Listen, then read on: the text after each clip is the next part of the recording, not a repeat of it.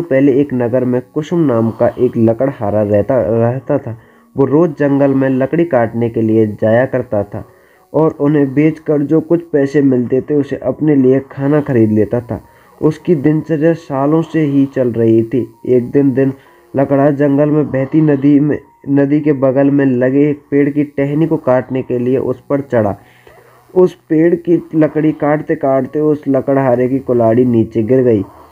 तेजी से लकड़हारे ने पेड़ से उतरा और पानी में कुल्हाड़ी को ढूंढने लगा। उसे लगा था कि नदी में आसपास उसकी कुल्हाड़ी गिरी होगी और ढूंढने पर मिल जाएगी। वास्तव में ऐसा कुछ हुआ ही नहीं, क्योंकि उसकी कुल्हाड़ी सीधे पेड़ से सीधा नीचे नदी में जा गिरी थी। वो नदी काफी गहरी व तेज बहाव वाली थी।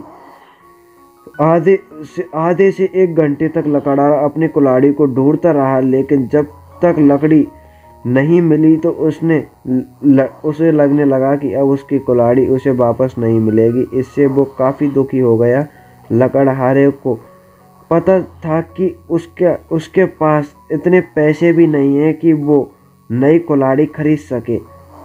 अब वो अपनी स्थिति पर नहीं किनारे पर बैठे बैठे रोने लगा। लकड़हारे की रोने की आवाज़ सुनकर वहाँ नदी देवता आ गए। उन्होंने लकड़हारे से पूछा, बेटा क्या हो गया, तुम इतना क्यों रो रहे हो? कुछ खो दिया है क्या तुमने इस नदी में? नदी के देवता के सवाल सुनते ही लकड़हारे ने उन्हें अपनी कुल्हाड़ी गिरने की कहानी सुना दी और नदी के देवता ने पूरी बात सुनते ही कुल्हाड़ी को ढूंढने में लकड़हारे की मदद करने की बात कही और वहां से चले गए। कुछ देर बाद नदी के देवता नदी से बाहर निकल कर आए और उन्हें लकड़हारे से कहा कि तुम्हारी कुल्हाड़ी लेकर आ गया हूँ। नदी के देवता की बात सुनकर लकड़हारे के चेहरे पर मुस्कान आ गई। तभी लकड़हारे ने देखा कि नदी के देवता के हाथों में तो सुनहरे रंग की कुल्हाड़ी ले रखी है। दुखी मन से लकड़हारे ने कहा, यह सुनहरी कुल्हाड़ी मेरी तो बिल्कुल भी नहीं है। यह तो सोने की कुल्हाड़ी जरूर किसी अमीर इंसान की रही होगी। लकड़हारे की बात सुनकर नदी के देवता दोबारा गायब हो गए।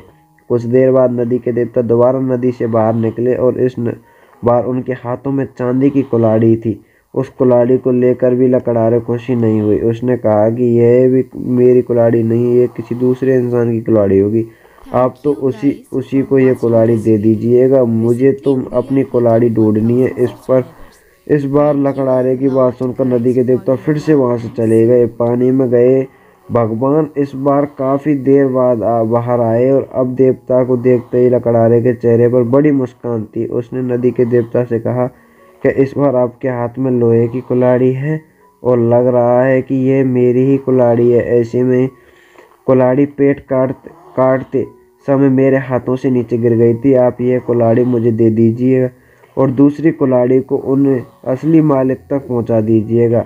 लकड़हारे की इतनी ईमानदारी और निष्पाप मन को देखकर नदी के देवता काफी अच्छा लगा और उन्होंने लकड़हारे से कहा कि तुम्हारे मन में बिल्कुल भी लालच नहीं है।